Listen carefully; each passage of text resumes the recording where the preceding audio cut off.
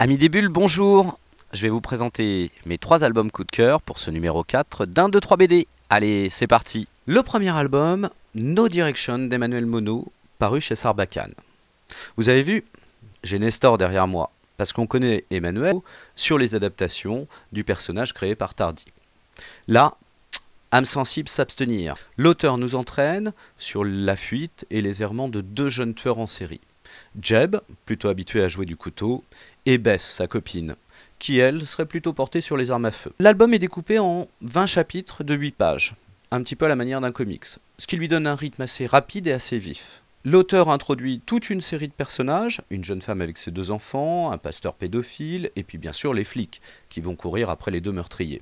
Évidemment, tous ces personnages vont finir par rencontrer les 2 jeunes, ça c'est évident. On est pris dans le rythme du récit, du début jusqu'à la fin. C'est vraiment à lire.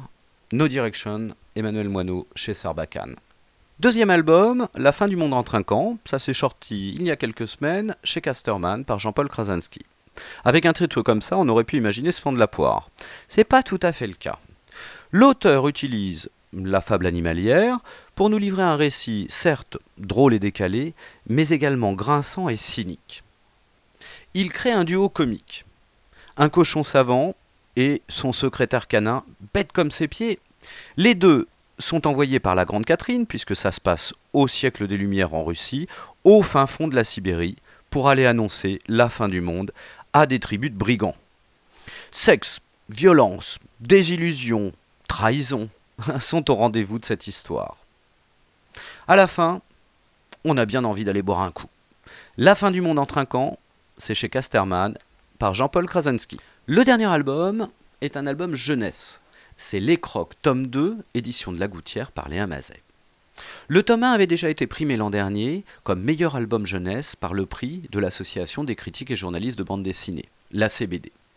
On retrouve donc nos 2 jumeaux, Colin et Céline, dont le terrain de jeu est le cimetière, puisque les parents s'occupent de l'entreprise de pompes funèbres. Et à la fin du 1, ils étaient dans un caveau et découvraient quelque chose de terrible.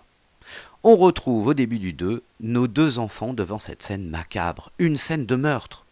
Ils vont bien sûr aller prévenir leurs parents. Seulement avec toutes les bêtises qu'ils ont déjà fait dans le 1, les parents vont avoir du mal à les croire. Et quand ils se retrouvent tous les 4 dans le caveau pour voir cette fameuse scène de meurtre, finalement, l'ensemble a été maquillé. C'est une grande blague avec de la peinture rouge. Bref, on ne croit pas Colin et Céline. Les 2 enfants vont tout de même poursuivre leur quête, rechercher le trésor, ce qui avait été initié dans le tome 1, et puis essayer de découvrir cet éventuel meurtrier. On suit alors les 2 gamins dans une course-poursuite phénoménale, plein de suspense, et à la fin du 2, comme dans le tome 1, Léa Mazet met un cliffhanger terrible en place.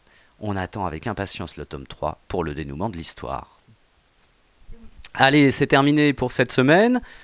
Je vous rappelle, No Direction, ça c'est le premier album d'Emmanuel Monod aux éditions Sarbacane. La fin du monde en trinquant, ça c'est chez Casterman par Jean-Paul Krasinski. Et enfin un album jeunesse, Les Crocs, tome 2 de Léa Mazet aux éditions La Gouttière. Je vous souhaite une bonne lecture et on se retrouve la semaine prochaine pour 3 nouveaux albums coup de cœur.